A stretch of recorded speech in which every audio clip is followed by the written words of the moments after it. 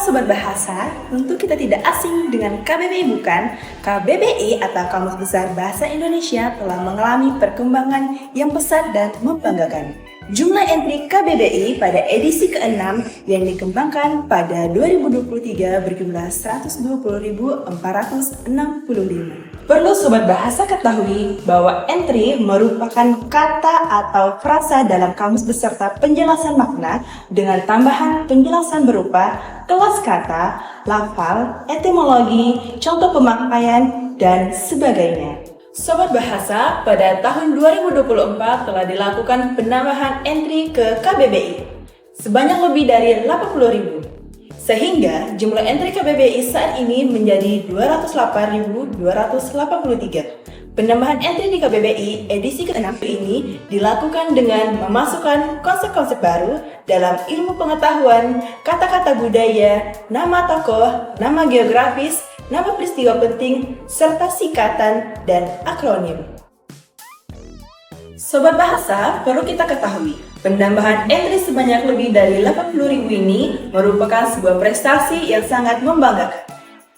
Biasanya, setiap tahun jumlah entry KBBI hanya bertambah 2.500-an entry. Jadi, penambahan 80.000 entry ini seharusnya memerlukan waktu 32 tahun.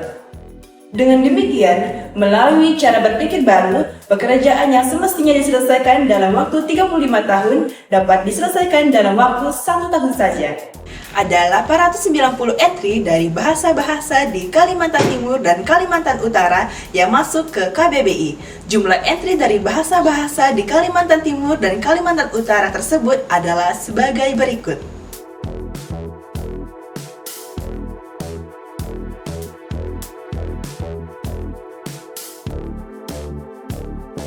Berikut beberapa entry dari bahasa benua yang masuk ke KBBI. Berikut beberapa entry dari bahasa Pasir yang masuk ke KBBI. Berikut beberapa entry dari bahasa Lundaye yang masuk ke KBBI. Berikut beberapa entry dari bahasa Bahau Dialai yang masuk ke KBBI. Berikut beberapa entry dari bahasa Bahau Ujo Bilang yang masuk ke KBBI.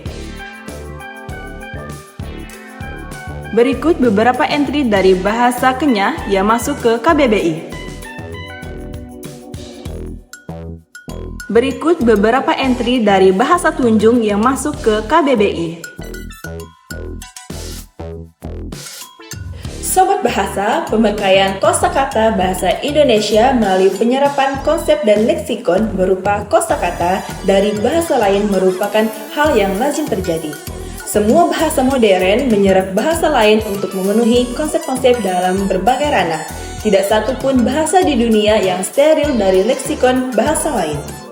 Pemakaian kosakata dari bahasa lain ke dalam bahasa Indonesia dilakukan untuk pengembangan bahasa Indonesia agar modern seiring perkembangan zaman.